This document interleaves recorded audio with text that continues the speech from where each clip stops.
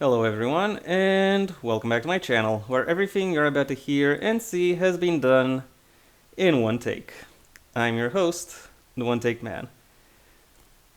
As of the time of this video's release, it will be early to mid-May, and it's likely some corporations will already start to roll out some of their Pride stuff. So maybe change some logos into rainbow versions. There might be some public institutes that put rainbow flags out, etc.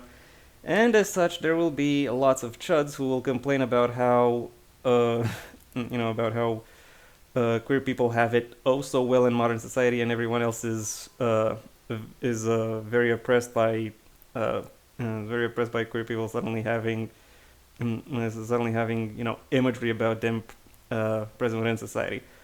There is still there's still violence against them. There's still course bias against them. There's still all of that. But no, just them being visible makes them means they are the absolute most privileged members of society, because they got nothing going on upstairs. Occasionally, some of them will also go go that they shouldn't have their own month, which would then stretch out both before and after that, in order to celebrate them, when really the military has done a lot, will have done a lot more, and deserves their own opportunity to be celebrated. All the while forgetting that Military Appreciation Month A exists, B is May. So yeah, they're talking about the thing that should exist while standing right in the middle of that thing. And in order to celebrate the opportunity, and because my work also covers the military to some extent, and by that I mean my work as an author, I thought I would take a look at the Wikipedia article on military. It's a pretty sizable piece, and I am considering going through all of it. I don't think I'll be done with it this week. So it's very likely there will be a part 2. I can't say this one way or another right now. Just just know that could be an option. But then again, you perhaps already know, depending on how I decide to title this. Anyway, without further ado, let's delve right in. The military, also known collectively as an armed forces, are so it's a military singular, but are, which as far as I know is typically plural. Or rather, it's so wait a second. We have a third person singular subject, but the predicate is third person plural. Make of that what you will. A heavily armed, highly organized force primarily intended for warfare. Okay. Militaries are typically authorized and maintained by a sovereign state, with their members identifiable by a distinct military uniform. Okay, that's also highlighted, so there could be something there. They may consist of one or more military branches, such as an Army, Navy, Air Force, Space Force, Marines, or Coast Guard. Notice that these 6 in particular are the branches of the United States military. So I don't really know what else I can say about that, other than it's interesting to note. The main task of a military is usually defined as defense of their state and its interests against external armed threats. The problem with this sentence, and I will comment on what it is I'm reading. The problem with the sentence is right here. Its interests, and its interests, because who is it that defines these interests, and what would that require? Because it's one thing to say that you're going to defend someone from, and you're going to defend a nation from invaders. That's generally a good thing, and most people agree to that. But saying you should defend its interests, and its interests require you to invade someone else, not a good look. If it were up to me, a lot of military action done in the interest of the state is actually just terrorism. Anyway, moving ahead. In broad usage, the terms armed forces and military are often synonymous, although in technical usage, a distinction is sometimes made in which a country's armed forces may include other paramilitary forces, such as armed police. Okay, noted. A nation's military may function as a discrete social subculture with dedicated infrastructure such as military housing, schools, utilities, logistics, hospitals, legal services, food production, finance, and banking services. That's a lot. That's basically a state in and of itself. Like, if your military is a state in and of itself and therefore has little accountability to outside entities, including the state that actively supports it, that's a problem. Just so I can say it. Beyond warfare, the military may be employed in additional sanctioned and non-sanctioned functions within the state, including internal security threats, crowd control, promotion of political agendas. Not a good idea. I would list an example, but I don't want to be too stereotypical here, even though it is an historical one. Emergency services and reconstruction. Okay, this I actually agree with.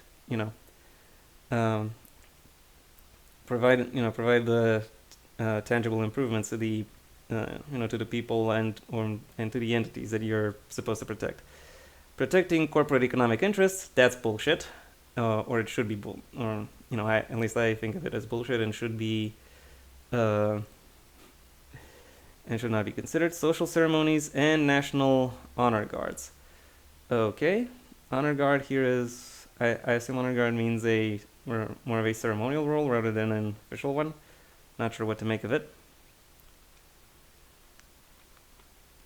The profession of soldiering, i.e. being a soldier, is older than recorded history.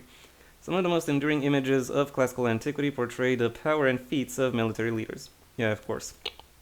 The Battle of Kadesh in 1274 BC, a defining point in the reign of Ramses II, features in bas relief monuments. The first emperor of a unified China, Qin Shi Huang, at least I assume that's how that name is said, created a terracotta army to represent his military might. The ancient Romans left to posterity many treatises and writings on warfare, as well as many decorated triumphal arches and victory columns. Of course, look at what I did, kind of thing. Etymology and definitions. The first recorded use of the word military in English, spelled militari, was in 1582. It comes from the Latin militaris, from Latin miles, soldier, through French, but is of uncertain etymology, one suggestion being derived from mil-it, going in a body or mass. Make of that what you will. Also, there's this very, very cute little picture here of a, relief scene of Roman legionaries marching from the column of Marcus Aurelius, Rome, Italy, 2nd century AD. Okay. Oh yeah, and there are these things right here: military ceremony and countries by number of active soldiers.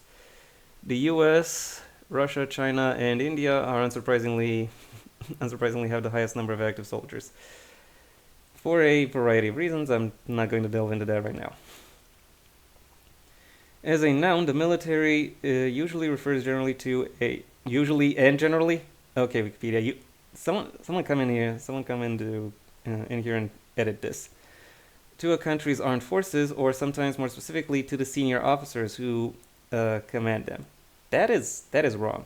Like if you're talking solely about the senior officers, that's like referring to a school by solely referring to its teaching staff. That's not how that works. Merriam-Webster and Oxford.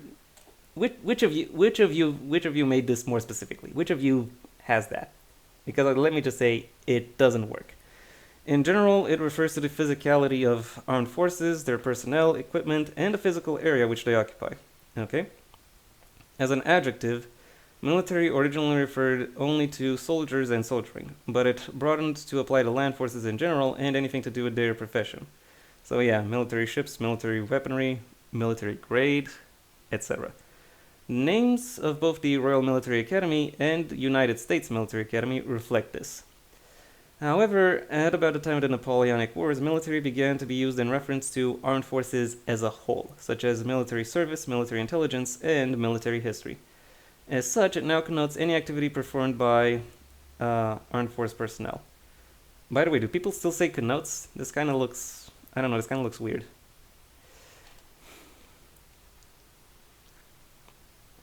Moving ahead, there's a segment on military history and a dedicated article. I'm just going to read this segment here. Military history is often considered to be the history of all conflicts, not just the history of the state militaries. It differs somewhat from the history of war. Yeah, of course. History of war is simply when war takes place, and history of militaries is how people prepare for it. So it's like the difference between disaster history and emergency services history, if that makes sense. With military history focusing on the people and institutions of war making, while the history of war focuses on the evolution of war itself in the face of changing technology, governments, and geography. Okay, I'm not sure if my analogy actually works here. I'll assume it does and move on. Military history has a number of facets. One main facet is to learn from past accomplishments and mistakes so as to more effectively wage war in the future. That being said, there is a consistent change in the conditions of warfare. So therefore, what didn't work once might work under different circumstances with a different set of prerequisites. That is something to consider. Another is to create a sense of military tradition, not the brightest idea, which is used to create cohesive military forces, supposedly. Still, another may be to learn to prevent wars more effectively. Okay, you're not going to prevent wars by having any kind of overwhelming military. Like, seriously, World War I exists for a reason, or happened for a reason. Human knowledge about the military is largely based on both recorded and oral history of military conflicts, in parentheses, war. Yeah, obviously. That's obviously what a military conflict is. So again, Wikipedia, someone edit this. They're participating armies and navies, and more recently, air forces. Organization. Oh yeah, and then there's this depiction of an ancient Egyptian military formation. We got an example of military command, a map of the United States Unified Combatant Command's areas of responsibility. Yeah. I'm not gonna comment too much on this, other than the fact that the United States has divided the world into, or the United States military has divided the world into zones of interest. I don't know if others could, but the fact that possibility exists in the first place is not a good idea, not pleasant. There's a separate article here on military organization. I'm not sure if you can see this little schematic that showed up, but so I'm just gonna skip ahead. We have personnel and units, where there are only two sentences here. Despite the growing importance of military technology, military activity depends above all on people. For example, in 2000, the British Army declared man is still the first weapon of war. Who is the British Army? Soldiering the military covenant. Okay, it's simply so it's just a PDF that was put out by, I will assume the chiefs of staff of the British military. And we hit rank and roll. The military organization is characterized by a command hierarchy divided by military rank, with ranks normally grouped in descending order of authority as officers, non-commissioned officers, and personnel at the lowest rank. There are also you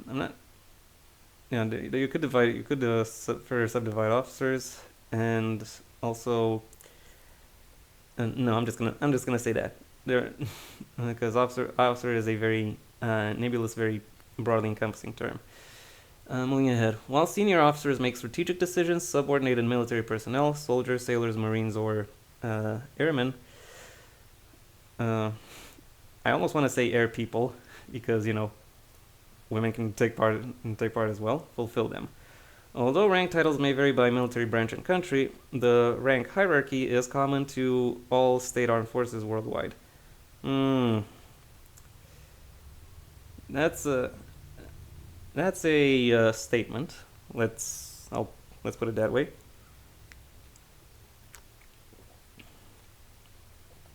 While I do not deny that all militaries have a rank hierarchy, I don't think the various positions I don't think all these hierarchies are necessarily universally the same everywhere, nor do they have, nor is there a perfect overlap in their duties or assignments.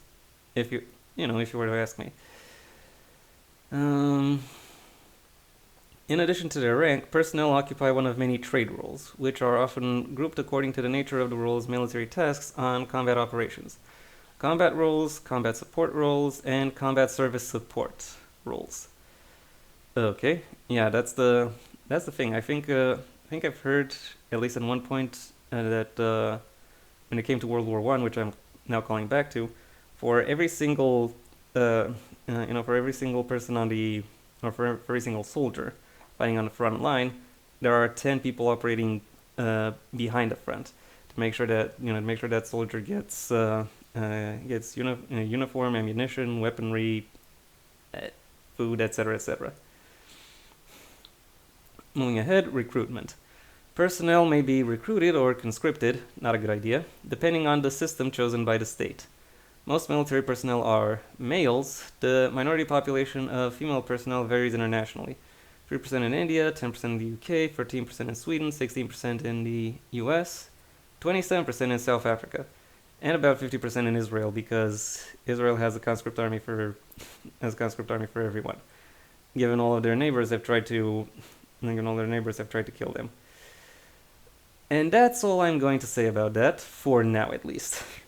Well, 2/3 of states now recruit or conscript only adults. As of 2017, 50 states still relied partly on children under the age of 18, usually 16 or 17, to staff their armed forces.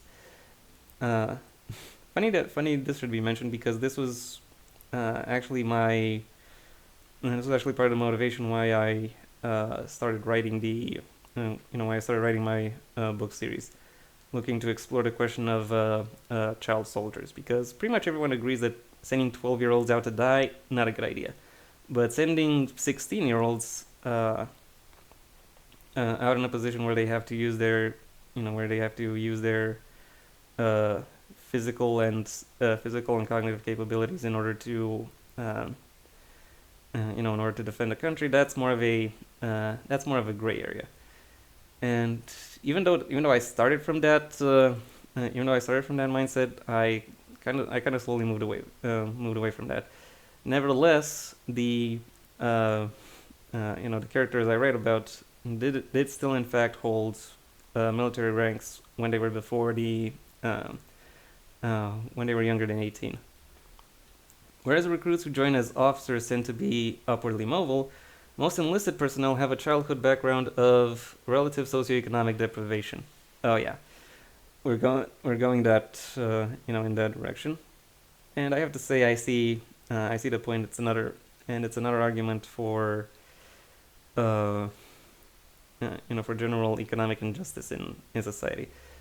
There's much that could be said here, but I'll simply mention it and move ahead. For example, after the U.S. suspended conscription in 1973, the military disproportionately attracted African American men from lower status socioeconomic backgrounds who had been in non-academic high school programs and whose these are different groups. So African American men from lower socioeconomic status, men with non-academic high school from non-academic high school programs, and men whose high school grades tended to be low.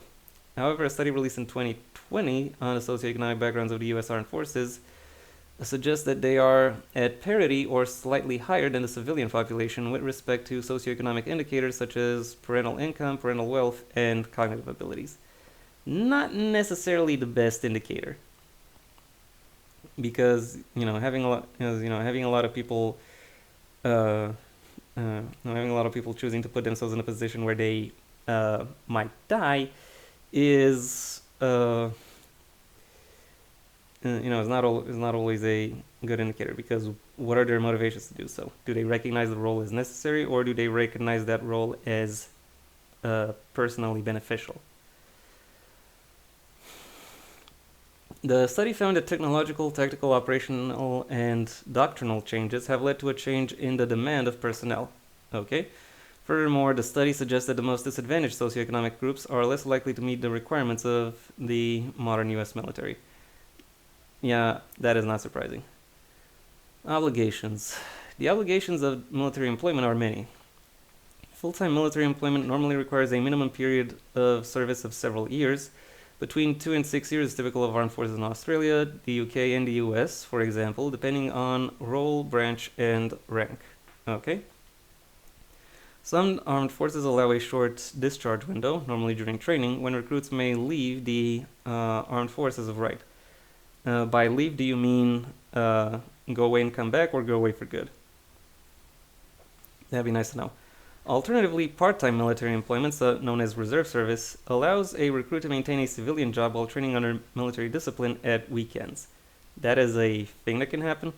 Actually, I'm pretty sure some level of conscript training work that way on the red side of the Iron Curtain. I think my parents were involved in that direction. Though not for weekends, but over like summer breaks and stuff.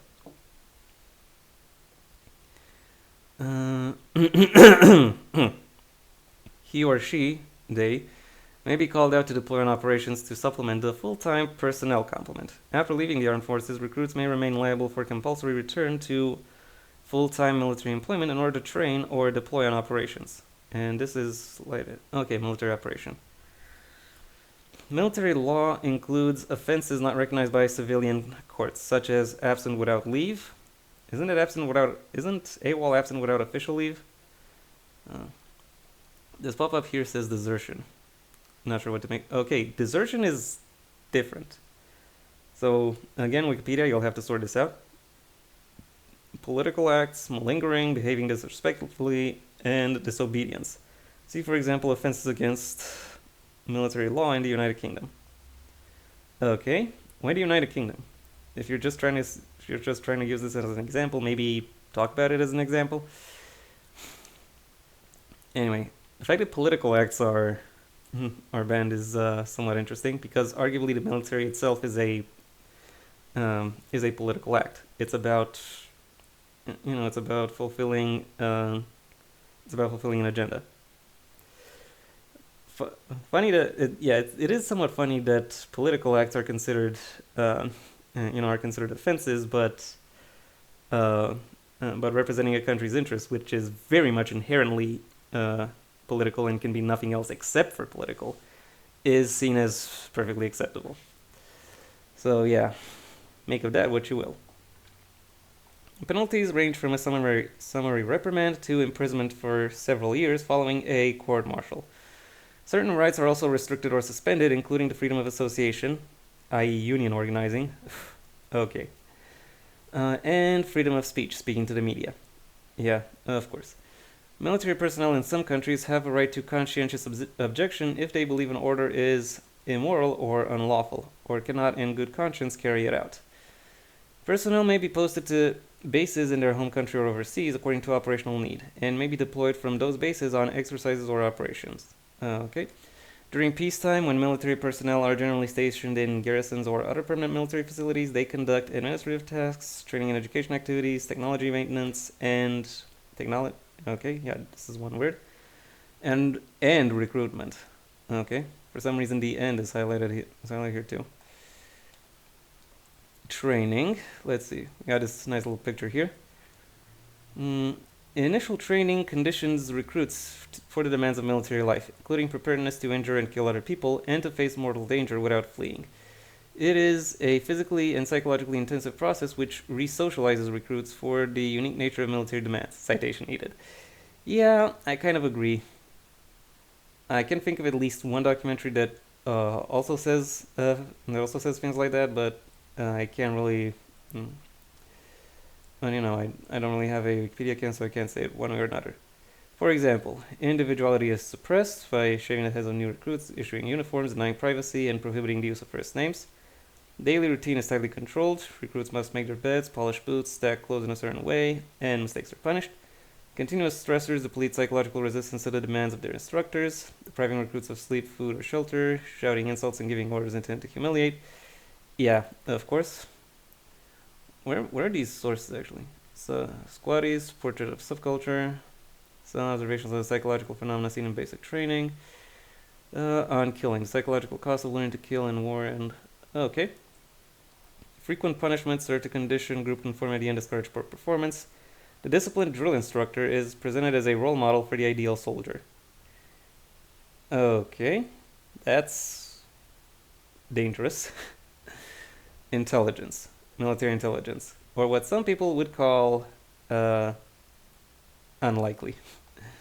The next requirement comes as a fairly basic need for the military to identify possible threats. It may be called upon... Wait, what? The next requirement comes as a fairly basic need for the military to identify possible threats. And then it keeps going and may be called upon to... wait, the next requirement comes as a fairly basic need for the military to identify possible threats and may be called upon to face. Okay. Still needs to be reworked, this sentence here. For this purpose, some of the commanding forces and other military, as well as often civilian personnel, participate in identification of these threats. This is at once an organization, a system, and a process collectively called military intelligence. Espionage. Areas of study in military intelligence may include the operational environment, hostile, friendly, and neutral forces, the civilian population in an area of combat operations, and other broader areas of interest. The difficulty in using military intelligence concepts and military intelligence methods is in the nature of the secrecy of the information they seek, and the clandestine nature that the intelligence operatives work in obtaining what may be plans for a conflict escalation, initiation of combat, or an invasion. Yeah, as I said, espionage. An important part of the military intelligence role is the military analysis performed to assess military capability of potential future aggressors, and provide combat modeling that helps to understand factors on which comparisons of forces can be made. This helps to quantify and qualify such statements as China and India maintain the largest armed forces in the world. True, they also have the largest populations. Or that the US military is considered to be the world's strongest. It is the world's most supported in terms of logistics. I think I'll just be polite and say that. And we have here a little picture of guerrilla structure. Guerrilla leadership here in the middle, and then there's a military wing and a political wing. I imagine that is relevant, particularly in this segment on intelligence.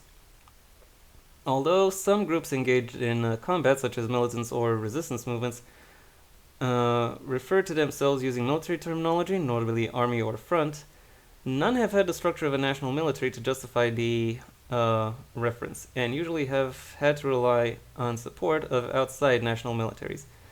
I think this is what the guerrilla refers to. This used to be under a different heading, different subsection, and it has since been coalesced here, but not exactly fitted particularly well. Okay. They also use these terms to conceal from the MI their true capabilities, military intelligence, and to impress potential ideological recruits. Having military intelligence representatives participate in the execution of a national defense policy is important, because it becomes the first respondent and commentator on the policy's expected strategic goal. So it's the strategic goal expected by the policy, compared to the realities of identified threats. When the intelligence reporting is compared to the policy, it becomes possible for the national leadership to consider allocating resources over and above the officers and their subordinates' military pay, and the expense of maintaining military facilities and military support services for them. Okay. Interesting to note. Economics, aka military budget. Or rather, there's a main article called Military Budget, and yeah, I think everyone knew this by now that the United States spends way too much, a whole lot on military, like so much so that it dwarfs everyone else. Even this country that has a lot more troops. Like, do you actually need that as of right now? Anyway, defense economics. Defense economics is the financial and monetary effort, not efforts, because again, it's a plural here and a singular here. Okay, the singular refers to the subject, and the complement can be a plural. But still, I'm gonna say effort made to resource and sustain a military and to finance military operations, including war.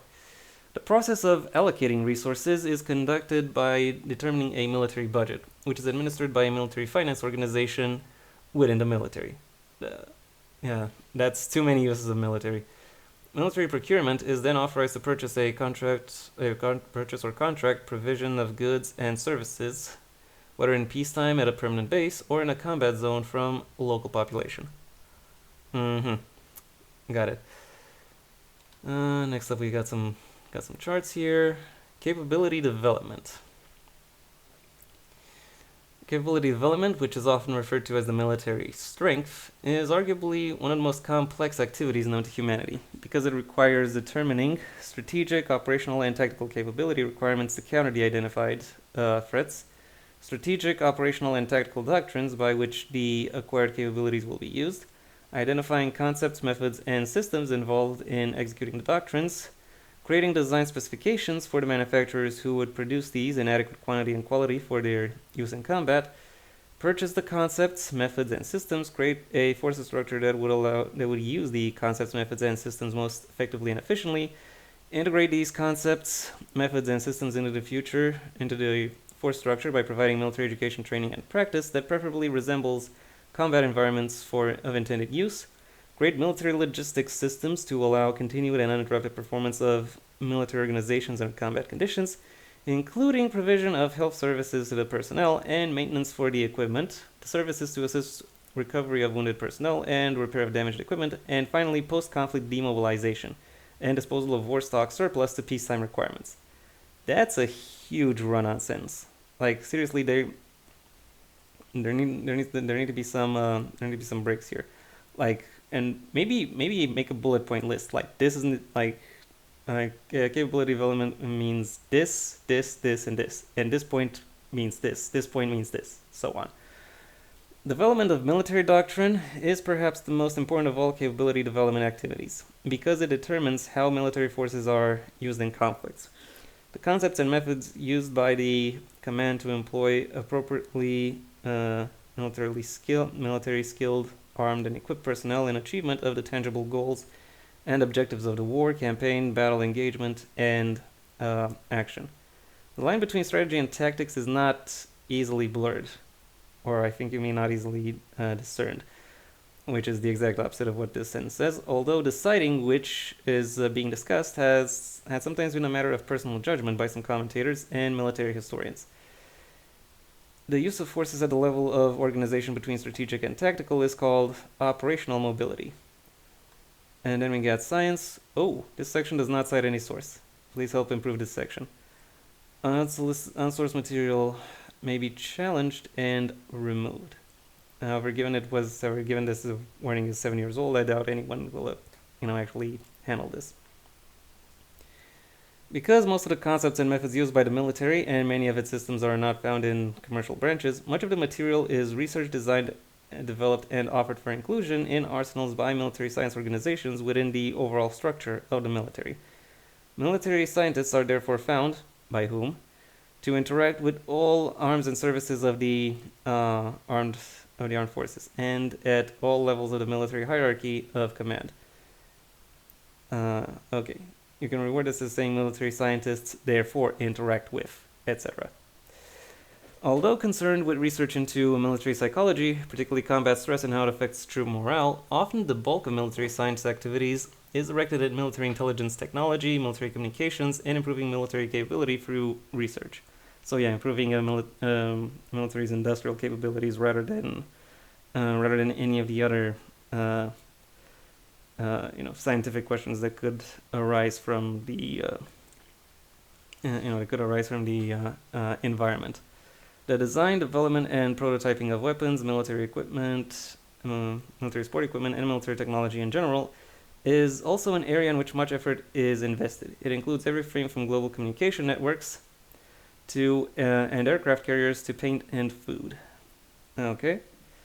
As has been said, the military is very much self-sufficient. Does a lot of things in-house. still, it needs to be, some level of accountability needs to be kept, particularly when it comes to its interactions with civilians. Logistics. Possessing military capability is not sufficient if this capability cannot be deployed for and employed in combat operations. What's this for here? What does that do? Anyway, to achieve this, military logistics are used for the logistics management and logistics planning of the force's military supply chain management, the consumables and capital equipment of the troops. Although mostly concerned with the military transport as a means of delivery using different modes of transport, from military trucks to container ships operating from a permanent military base, it also involves creating field supply dumps at the rear of the combat zone, and even forward supply points in a specific unit's tactical area of responsibility. Yeah, this whole phrase needs to be needs to be reworded somehow. It's kind of a run-on, and the grammar starts breaking apart. So yeah, not great. Anyway, moving ahead.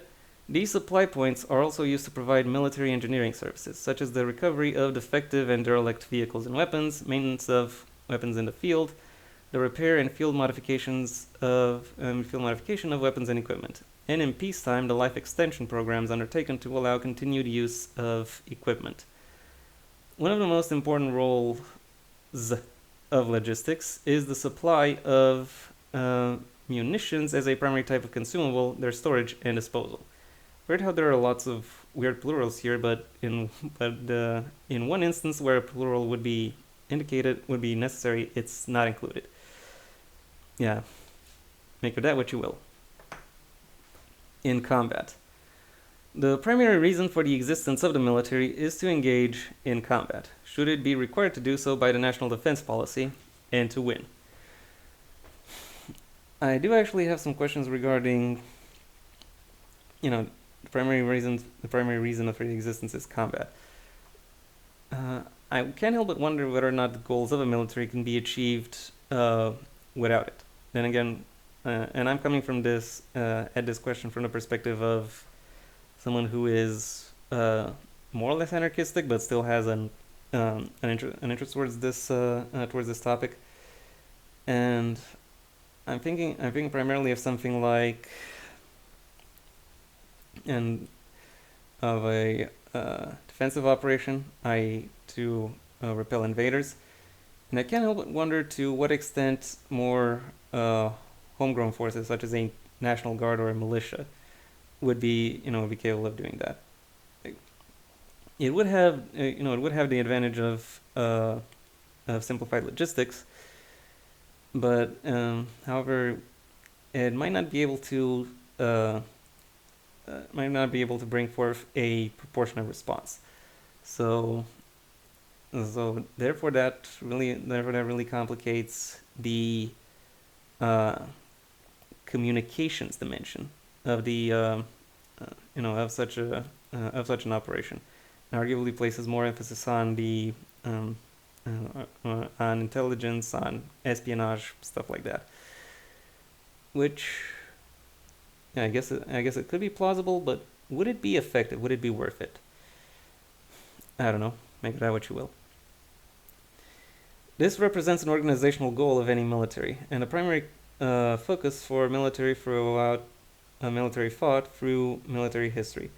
How victory is achieved and what shape it assumes is studied by most, if not all, military groups on three levels: strategic, operational, and tactical. So let's go through them. Strategic victory. Military strategy is the management of forces in wars and military campaigns by a commander-in-chief, employing large military forces, either national and allied as a whole, or the component elements of armies, navies, and air forces, such as army groups, naval fleets, and large numbers of aircraft. This is a lot of word salad here. Military strategy is a long-term projection of belligerence policy, with a broad view of outcome implications, including outside the concerns of military command. Military strategy is more concerned with the supply of war and planning than management of field forces and combat between them. The scope of strategic military planning can span weeks, but is more often months or even years. Okay. Next point, operational victory and also tactical victory both have the needs, this need citation warning. So yeah, someone should really handle that. Someone who is connected to Wikipedia, so which incidentally is not who I am. Operational mobility is, within warfare and military doctrine, the level of command which coordinates the minute details of tactics with the overarching goals of strategy. A common synonym is operational art. The operational level is at a scale bigger than one where the line of sight and the time of day are important, and smaller than the strategic level where production and politics are considerations. Formations are of the operational level if they are able to conduct operations on their own and are of sufficient size to be directly handled or have a significant impact at the strategic level. This concept was pioneered by the German army prior to and during the Second World War, obviously. And by obviously, I mean that there are lots of logistical improvements and updates to military doctrine that arose as a consequence of the Second World War. At this level, planning and duration of activities takes from 1 week to a month and is executed by field armies and army corps and their naval and air equivalents. Tactical victory. I think this is the most immediate form. Let's go. Military tactics concerns itself with the methods for engaging and defeating the enemy in direct combat. Military tactics are usually used by units over hours or days, and are focused on the specific tasks and objectives of squadrons, companies, battalions, regiments, brigades, and divisions, and their naval and air force equivalents, plural. One of the oldest military publications is The Art of War by Chinese philosopher Sun Tzu. Written in the 6th century BCE, the 13-chapter book is intended as military instruction, and not as military theory, but has had a huge influence on Asian military doctrine, not just that, and from the late 19th century on European and United States military planning. It has even been used to formulate business tactics, not a good idea, and can even be applied to social and political areas. Again, not a good idea. The classical Greeks and the Romans wrote prolifically on military campaigning. Among the best-known Roman works are Julius Caesar's commentaries on the Gallic Wars and the Roman Civil War, written about 50 BC. Two major works on tactics come from the late Roman period. Tacticae Theoria by Aelianus Tacticus, very fitting name, and De Re Militari on military matters by Vegetius. Tacticae Theoria examined Greek military tactics and was most influential in the Byzantine world and during the golden age of Islam. Yeah, no surprise there. De Re Militari formed the basis of European military tactics until the late 17th century. Impressive. Perhaps its most enduring maxim is Igitur qui desiderat pacem preparet bellum. Let he who desires peace prepare for war. True. Due to the changing nature of combat with the introduction of artillery in the European Middle Ages, oh yeah, that was definitely a game changer, and infantry firearms in the Renaissance, attempts were made to define and identify those strategies, grand tactics, and tactics that would provide a victory more often than that achieved by the Romans in praying to the gods before the battle. This sounds oddly insulting, and I don't exactly know who is insulted. Later, this became known as military science, and later still would adopt the scientific method approach to the conduct of military operations under the influence of the Industrial Revolution thinking. Then again, this is a very Europe-centric impression on how on military development, or more precisely on military tactical development, because I can pretty much say that China has had a broader, longer, and more overreaching history of tactical improvements and experimentations. Consider stuff like the Romance of the Free Kingdoms, various warlord eras, etc., etc. And in many ways that level of improvement and consistent feedback between the state, the military, and the real life exercises of and the real life exercises of statecraft have given a very meaningful, very direct feedback that led to the Chinese Empire lasting for 3,000 years, quite literally. So yeah, maybe that also needs to be at least a little bit considered. Where was I? Oh yeah, in his seminal book on war, the Prussian major general and leading expert on modern military strategy, Karl von Clausewitz, defined military strategy as the employment of battles to gain the end of war. Okay, that's actually good. It's actually a good quote and not inaccurate. According to Clausewitz, strategy forms the plan of the war. To this end, it links together the series of acts which are to lead to the final decision. That is to say, it makes the plans for the separate campaigns and regulates the combats to be fought in each. I'll assume this segment has not been adapted to modern English. Hence, Clausewitz placed political aims above military goals, ensuring civilian control of the military. Okay. Military strategy was one of a triumvirate of arts or sciences that governed the conduct of warfare. And the others being military tactics, the execution of plans and maneuvering of forces in battle, and maintenance of an army. The meaning of military tactics has changed over time, from the deployment and maneuvering of entire land armies on the fields of ancient battles and galley fleets to modern use of small unit ambushes, encirclements, bombardment attacks, frontal assaults, air assaults, hit and run tactics used mainly by guerrilla forces, and in some cases suicide attacks on land and at sea. Evolution of aerial warfare introduced its own air combat tactics. Often, military deception in the form of military camouflage or misdirection using decoys is used to confuse the enemy as a tactic. Okay.